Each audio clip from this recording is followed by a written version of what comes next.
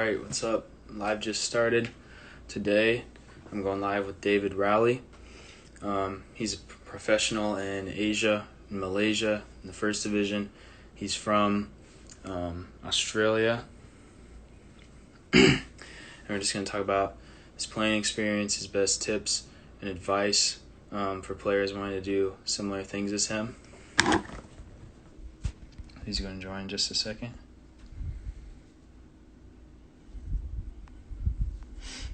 Alright.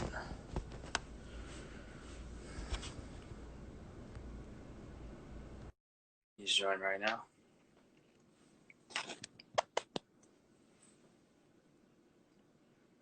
G'day, Mr. Newlin. Hey, how's it going? Good, thanks, mate. Connecting. I can't see you yet, but I can hear you.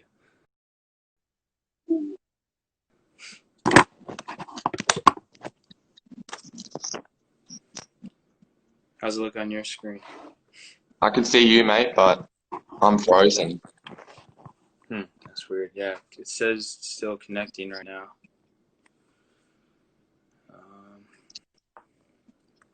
Let me go again. All right.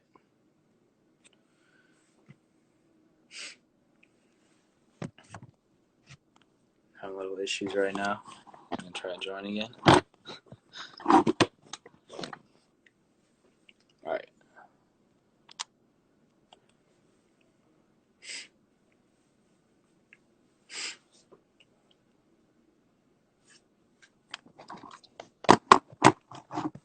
That's weird.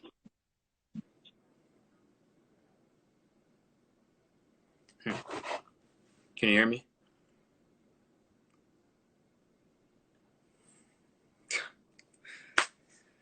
All right, there we go. All right, sweet. I got a new phone, mate, so change the notifications. All right, no worries. So, if you could just introduce yourself to us, name, age, where you're playing, and position too would be a good start. Yep, sure. My name's David Rowley. I'm from Australia. I'm playing currently in the Malaysian Super League for a team called Kedah FA, which is in the north of Malaysia. Essentially, I grew up in Australia. I played there until I was 21, playing in the second division. And then when I was 22, I left home and I went to Thailand. And I haven't been back since. I played in Thailand for a year, went to Luxembourg, Germany, and now in Malaysia for the last 3 years. So, how's it been going with the quarantine, pandemic, and all that stuff for you guys right now? Yeah, Malaysia's not so bad, mate. It's pretty under control here. We've already started training again. There's regulations about training, but everything's coming back to normal, and we return to our league in August 26. Oh, okay. Yeah. And did you guys already play like at the first few games, or have you not started yet at all? Yeah, we only started maybe, I think, 3 or 4 games. So it's a very short season. They've reduced the league, the length. Yeah, they've cut it down. So your the season runs similar to like MLS, like in America, like you start before summer. Is that how it normally works? I'm confused, mate, with the winter, summer. But yeah, we start in around February. So whatever that is in America, is that summer? Oh, yeah. I forgot you guys. Yeah, mate, other side of the world. Yeah. So we start around February and then we finish around November, October. Okay. Yeah. Oh, so yeah, you're like that is different. Yeah, over here we start around March and then normally try to end it like November, December because the winters are rough in some parts of America. Yeah, it's pretty similar then. It's different from Europe. Europe starts a bit later, doesn't it? Yeah, like the summer's their off season. Mm. So just checking, how much time do you have to talk right now? However long you want, mate. I'm off today. All right, sounds good. So you already gave us like a quick summary of your journey so far. where you've played. So one of the first questions I had, I watched Jadabani's video where you talked about your story, and you mentioned when you're in youth, you got to go over to the UK and play Yeah. against some teams from England and other countries around there. How was that experience like, and what did you take away from it? Who'd you get to play? Like, Yeah, so when I was 17, I made a select team. It was called the Australian Schoolboys, so it's all the schools in Australia. And we had a tour of the UK. We played against England, so Chris Smalling was playing then, Ireland, Scotland, Wales. And yeah, the level of England was insane. They like smashed us, I think, 4 or 5-0. Yeah, but good quality players, and I think a lot of them went on for professional contracts later on in their career. and then at that age, you were like 17 or 18, right? Is that? Yeah, I was just turning 18 at the end of that tour, and then I decided to stay in England for a bit, try and find a football team, but that didn't work out. Didn't have any contacts, and then I decided to go back to Australia to study. So that was something else I wanted to talk about as well, because I'm playing college soccer. So here you can get your degree and play like all in the same place. I mean, Yeah. the same, literally like the same campus. You just walk to the field, and then you can walk to class right after, right before. But from what it sounds like, you're playing second division, which I'm assuming would be separate from where you're getting your degree at a university. How did Right. you balance those things? Getting your degree and then also playing and training at the same time. How did you deal with all that? Yeah, well, I think it's different compared to America because in Australia, the second division is semi-professional and you're only training like 3 times a week. Hmm. And college football, college soccer, I think is much more intense. You'd be training pretty much every day. So to balance it, it's not that difficult. I was working as well. Um, yeah, so it wasn't that hard, and I think it's more difficult in America compared to Australia. So was it just a matter of, for the most part, you didn't want to lose your touch, you didn't want to lose those things, you want to keep competing, but you also realized I want to get my degree too, and then I'll go like all out once I graduate. Yeah, exactly, exactly. Yeah, second division, it's not that difficult. It's a good level, but yeah, I love soccer, so I didn't want to stop playing, so I could do both. Hmm. Mm. Yeah, that's interesting because Australia is such a big country, but only the first division is like truly professional. Yeah, exactly. And there's only, I think, when I was growing up, there was only, I think, 8 professional teams. So it was a very small league, not many players, and the majority played second division, which is broken up into different states. Hmm. So that's how the system runs in Australia. Is there a lot of like love for football there and a lot of fans, or why is it No, not? they're struggling a lot at the moment. It's such a expensive sport to run because in Australia there's so many sports. You got rugby, rugby league, AFL, and they're all competing against each other. And Australia is such a big country like America, and to travel from one side to the other, like Perth to Brisbane, that's 6 hours. So yeah, to run the league, it's expensive, and I think the majority of teams are losing a lot of money. So that's why you see a lot of players now, they're wanting to come overseas and play in Asia, for example. Yeah, that's interesting because America, I think we're just kind of gaining traction. But yeah, that is something difficult too. Like in England, your furthest away game, I don't know, probably 4 hours or so. And then Yeah. here, that would be like fairly short trip for a lot of teams. Like a lot of them are going across the country. But yeah, it does seem kind of weird. Like there'd be a lot of potential for it, but it is tough because if it hasn't, if they haven't been a football loving country for a long time, and then all that money and stuff can make it an issue. Yeah, exactly. And you got to compete against the basketball and baseball and all the sports there, NFL. Yeah, we don't even have rugby or all those other leagues like Australia does too. They have all those other sports. Um, so, like you said, second division in Australia was Yeah. semi-pro, and but I think you did mention you could get paid like a little bit or depend, or they might pay for housing or something like that. How did that work playing in second division over there? Yeah, so like I said before, in Australia, for the second division, it's broken up into different regions, so different states. And there's a couple states like Victoria, which is, you've heard of Melbourne. Hmm. Melbourne's the capital of Victoria. And then you've got New South Wales, the state of New South Wales. Sydney's the capital. And these are the main areas where they can pay well. So players are getting a lot of money for semi-professional football. And where I'm from, it's Queensland. You get maybe a few $100s a game, which is really good considering you're only training, 2 or 3 times a week, and then you've got win bonuses and stuff like that.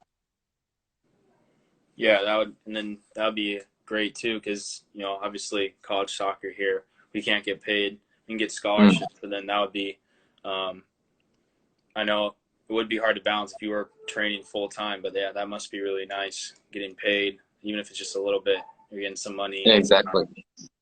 Spare money. yeah, it never hurts. Mm, So, then you also mentioned in your story you became a teacher for a year. So when you were teaching, were you yeah. still kind of playing that second division? Were you kind of training on your own? How did you manage that for that year?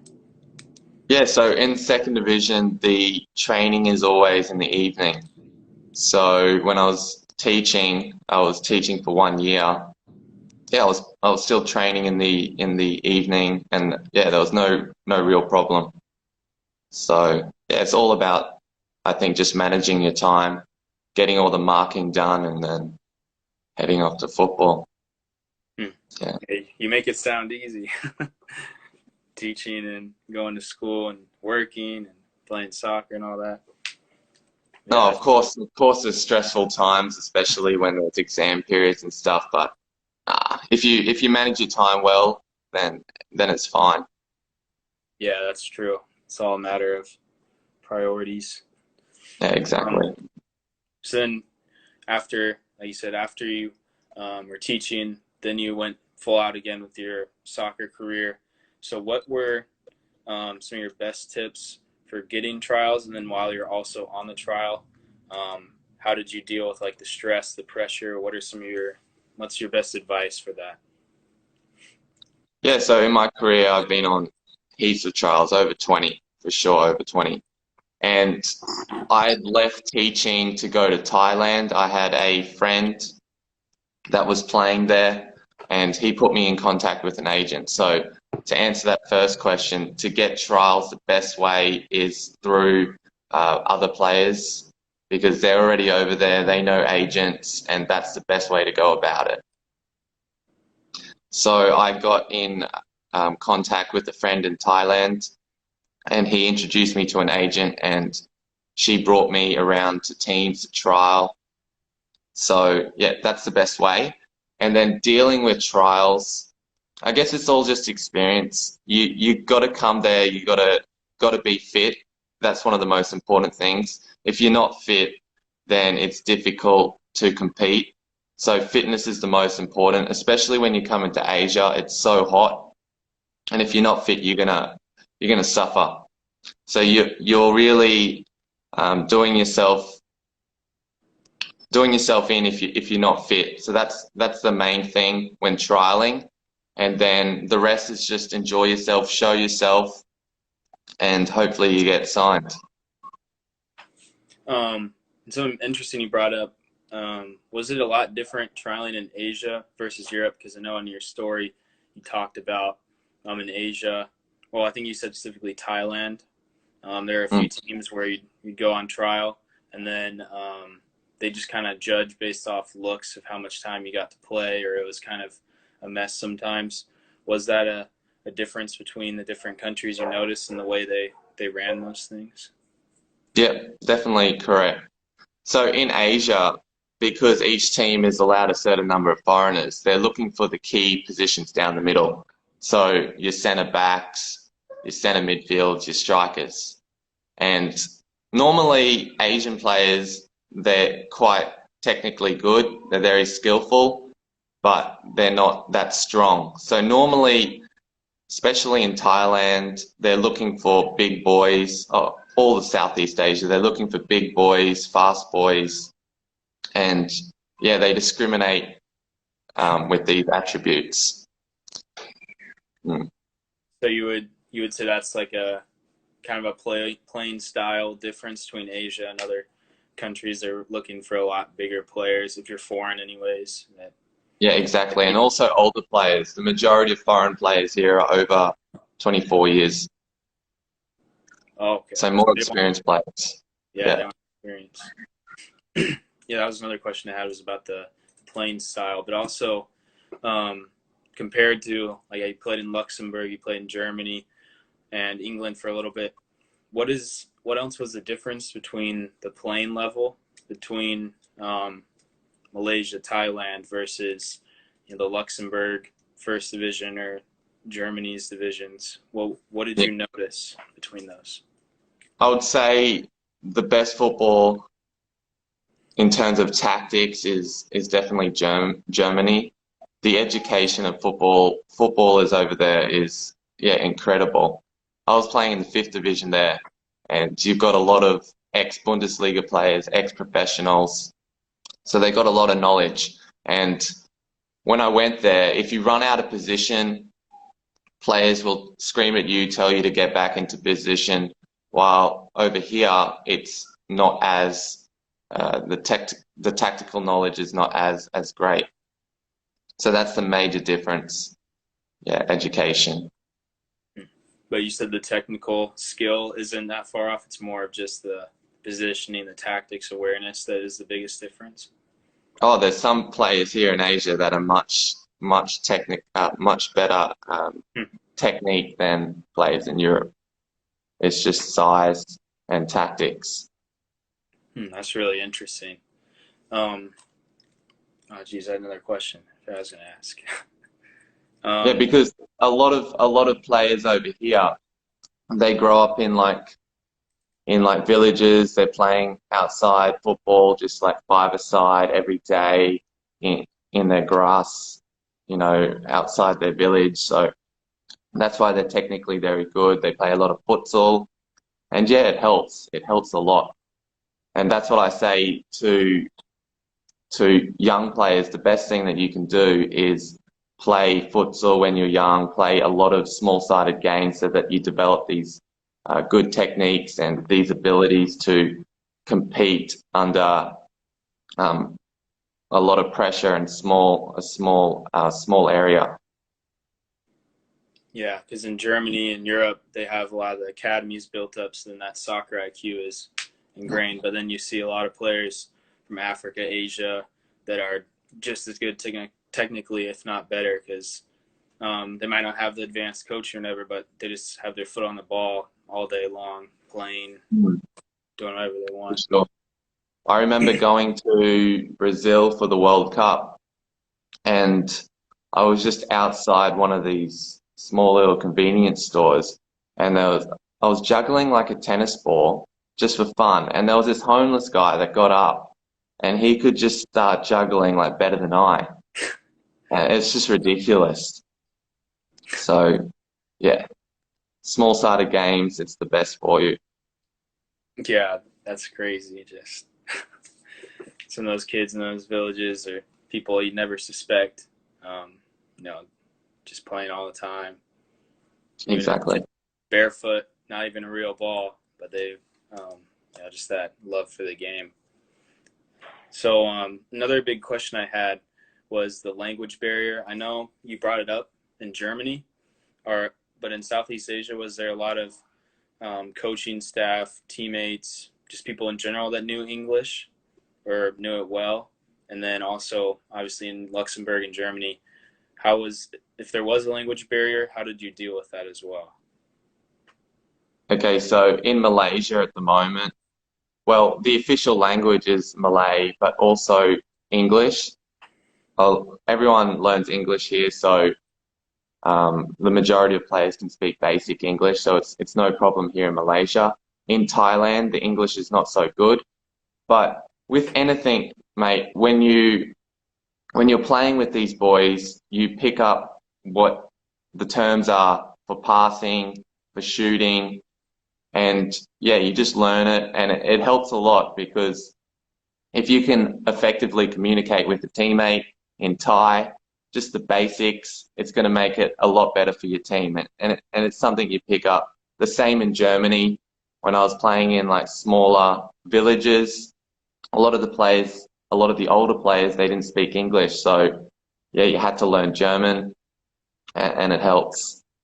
So you pick up the language wherever you go, mate. Yeah, it is interesting because you would think Germany would know more English or more people would speak it, but then it's actually kind of the opposite. Or Southeast Asia, you wouldn't Mm. suspect it, but a lot of them do know English. Yeah, for sure. Yeah, that's interesting because it's something I've thought about in my career. Once I graduate, trying to go pro, just that language barrier, and um, but from your advice, you don't think you have to be fluent in the language. You think you can just learn as you go. Yeah, it's no big deal nowadays. Yeah, you're young, mate. You can pick up a language. You don't need to be fluent. Like my German is not very good. There's so much grammar that you have to learn in German, so I sound like an idiot, but I can speak. So communication is not that difficult. And yeah, you'll learn when you get there, wherever you want to go. That's for any country. Okay. Yeah, that was something I've thought about. I've wondered about because I've been wanting to learn Spanish right now, and then thinking about how, man, I would be confused if the coach is just lecturing about you need to be in this position, that position. But like you said, I'm sure naturally you could pick those things up, and obviously teammates, other coaches, I'm sure there'll be someone that can help you out, translate Yeah. a little bit for you. Yeah, it's always the hardest at the start, but as you go day by day, it gets easier with anything. Yeah. Another thing about Asia and Europe, was it difficult for you to get visas? Because I know I've heard of American players trying to go over, I think specifically Germany was one where they really said it was difficult to get a visa, at least for more than one season there and stay. So how did that work? Did you need one for playing in Asia? Did you need one for playing in Luxembourg or Germany? Well, my old man is from England, so I had no problem. But the majority of players, when I was playing in Germany, the foreign players, a lot of them were doing like language language certificates, and they managed to get visas for I think a couple years doing it like that. And then after, I think you have to get like a job, and it has to pay a minimum wage, a certain minimum wage. So that's always difficult, especially if you want to try and play professional in Germany. I know that the higher you go up, if it's a club that is financially well off, they can support and give you a visa. But again, it's got to be a certain amount. So yeah, you've got to be playing at least the fourth division, a high fourth division to get a visa. And with Asia, when you come to trial, normally you come on a tourist visa. So you visit the country on a tourist visa, you go trial with teams, and then if you're successful, they'll help you arrange a working visa. Okay. So would your, in Germany, if your team is paying you like minimum wage or above salary, would that count to get the visa then? Or would you need to have like a separate actual, I guess, actual job to get the visa? No, no, if your team is paying you enough, then you can get a visa that way. So my friend was playing in the fourth division. He was from Brazil, and yeah, he was on a good salary, so they could get him a work visa. But it's quite high. So if you're playing lower than that, it's going to be difficult. Okay, yeah, because I think the players I heard of it was like very, I mean, not obviously the level was still very high, but they were fifth division or lower. And I don't think I've heard anyone say England was especially hard, but I have heard like Germany and a few other European countries can be tricky to get those visas for. Mm. Yeah, I'm not too sure. You'd probably just have to investigate yourself, and then also there's a lot of American players in Europe, so just connecting with them if you can, and I'm sure they'll give you the necessary information. Yeah, for sure. Um, and a common theme I heard when you were talking about your journey, your story, you kept saying about the best way is to show up in person. Obviously, also if you know someone that knows someone, you know other Yeah. players, other coaches, that's a big deal. But you also definitely suggested going up and meeting the coaches or trying to find them after a practice. Did you do the same thing in Southeast Asia as well? Yeah, I think for one or two times I did that, but like I said before, the best way is through a friend. If they're playing there, that's the number one way, and then you get an agent through that way. But yeah, it also helps if you go to a training. When I've been on teams in Thailand, I remember players coming up to the coach after training and asking about trials, and it doesn't hurt, especially if you're there and you've got no contacts. But yeah, the best way at the start is through friends that are playing there. Um, yeah. So you'd say, um, in order from best to worst ways to get coaches' attention, to get trials, it would be through like connections through an agent or another teammate. And then Yep.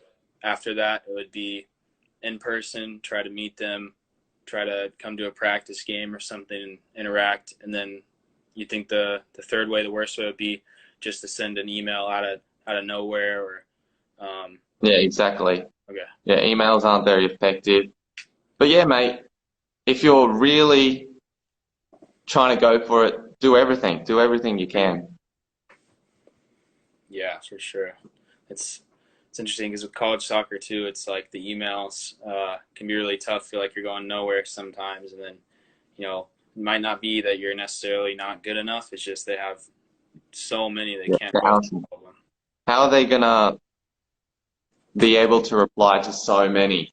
When you're there, they can at least say, okay, yeah, we'll give him a training session. We'll just check him out. I mean, he's not like, for example, Thailand. He's not in America at the moment. He's not in California Hmm. or whatever. He's here. Okay, come down next session and join and see how it goes. Yeah, they recognize like your level of commitment. Whereas if you just send an email, anybody can do that. But if you show up, like it shows like you want it. Yeah, and you're there physically. It's hard to say no. Yeah. Um, and someone Yeah, else. you'll get a lot of success like that. Even if you get rejected, it doesn't matter. It's a tough thing to do. It's a very tough thing to do, put yourself out there, but what's the worst? You get a no, okay, move on, next team. That's it. Yeah, exactly. That's why I've tried to tell people because a lot of people get caught up on that like rejection or things, and really, I think it's more frustrating if you just get ignored. Whereas if they just tell you no, then you can cross them off the list and move on. But if you keep trying and there's not a clear answer, sometimes that's what you have to deal with more often. Yeah, Really. persistence. Persistence. Yeah, that's a great point. We've got one question. Would cold calling work if you have a coach's contact? Yeah, I'm sure that would work as well. Yeah, you can give that a try. Just send maybe a nice message, say how you got the contact, ask if it's okay to call, and then give them a call. Um, Something else I was wondering because other than Johnny Campbell, who's actually on your channel as well, you may Yeah. know about his story. I haven't like heard from barely any Southeast Asian or Asian professional players really at all. What is what is the league structure like? Is there promotion, relegation? How many teams are in it? Is it similar to MLS, Mexican Primera Division, where there's like a playoff, like you'll have a regular season, and then after there will be a playoff to decide the winner, or is it just like Europe with the point system? Yeah, it's similar to Europe. There's so many countries in Asia, but just thinking off the top of my head, yeah, all of them are like Europe. So you just have your regular season, and then there's promotion and relegation. And each country has a different amount of teams that get promoted and relegated. But yeah, it's exactly like Europe. There's no playoff system at the end. Only for Thailand in the third division, they have regions. So to get promoted, you have to go to playoffs, but the second and first division is just automatic up and down. And you Yeah. actually played in the Thailand third division, right? Yeah, exactly. And then at the end, we had this promotion relegation battle. Oh, sorry, a promotion battle, a group stage against different regions, and we didn't get through. Hmm. So we were traveling to, I was playing in the southern part of Thailand, and we were traveling to like northern part of Thailand, all over Thailand to compete in this promotion battle. Nicholas asked, how accessible is it to get to play in second division in Australia for foreign players? Yeah, so from memory, they have a foreign quota as well. I can't remember how many it is. Played there a long time ago, but yeah, there's a foreign quota. It's not that difficult. If you're over there, contact teams. Yeah. Australians are pretty open. If you go down to the clubhouse, it's very informal. You can just go down to the clubhouse, get some contacts, and yeah, go that way. So it's not difficult for a foreign player. Most foreign players there are working as well during the day.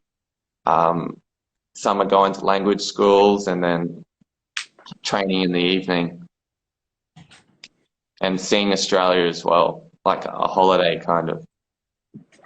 Hmm. Would you say Asia, out of all the countries you played in, was the strictest on the foreign quotas and the hardest to get into as a foreigner? Oh yeah, for sure, for sure. Yeah, there's a lot of competition. And in Asia, you don't really sign a contract based on your CV. You always have to trial, unless you've got a massive CV. The majority of players here trial. So, like I said, in Thailand, I said in a previous video, not on this, but in Thailand, trialing is difficult. Sometimes you get 30 players to a trial and they don't choose anyone. And it's because you've only got a selection of 4 and you've got maybe 3 months of pre-season to choose. So you can take your time as a coach and wait for the right moment. And a lot of them do. They wait until like the last month before the season starts to choose a foreign player. So that's why it's always difficult. I signed my first contract in January and the season was starting in February and I was there in late November. So it took 2 months to get a team. Oh yeah, that could be stressful too if you're just trying to get in for one season and then you're in preseason the whole time and then the last minute they cut you or tell you, we don't want you. But with that, in terms of being at a team, normally a coach will have a good idea if after 1 or 2 sessions. So if you're staying there for more than 1 week, 2 weeks maximum, you're wasting your time because there's another team that you can trial at. Mm-hmm. So that's another point. Don't waste your time for too long on one single team because at the end they could just cut you and then the window's already shut. So then you got no team. So if you're there for more than, like you said, like a couple weeks, um, Yeah. and they haven't offered you a contract, it might be a good sign to try somewhere else. And like the coaches will sometimes say, "Oh, just wait, just stay. Um, we're going to make a decision soon. Please just play one more game." But mate, you've got to sometimes cut your losses and then just move on. Yeah, makes sense. Sorry about Someone's hungry. All good, that. mate. No worries. Um, Another thing really interesting, you won the Malaysian FA Cup, right? Yeah. Last year, 2 years ago. Is that like the English FA Cup where all the teams of all divisions, all the like professional divisions of Malaysia compete in? Yeah, exactly. Exactly. So it's a knockout competition and we got to the end. So yeah, And all the teams like England. and because you won that, that was your chance to qualify for the Asian Champions League, right? Yeah, exactly. So in Malaysia, there's two spots for the Asian Champions League.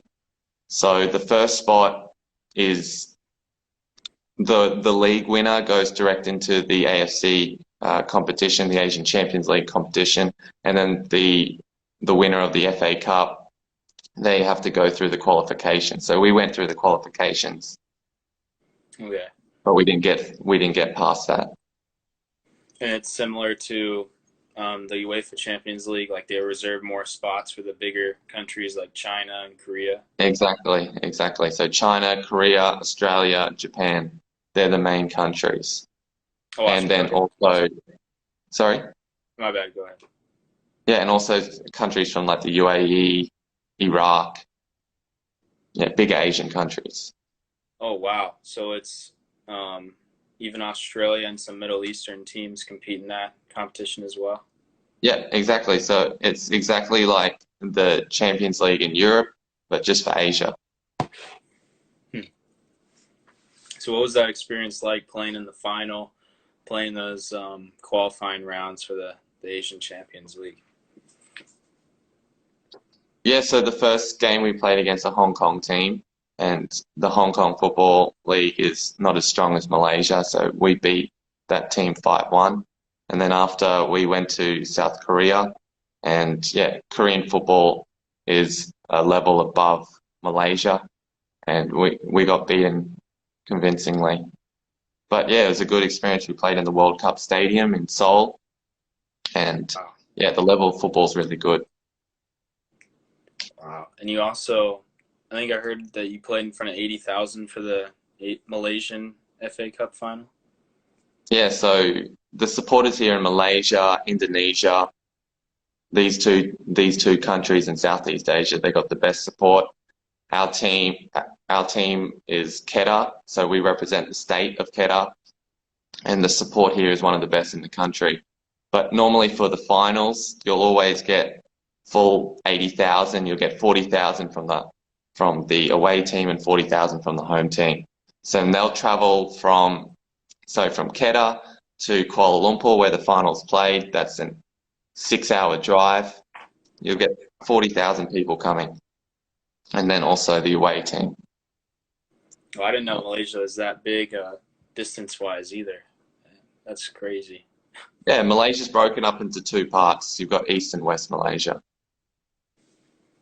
Wow. So down there, like you said, you feel like a real professional, like you're playing in front of lots of people, lots of support.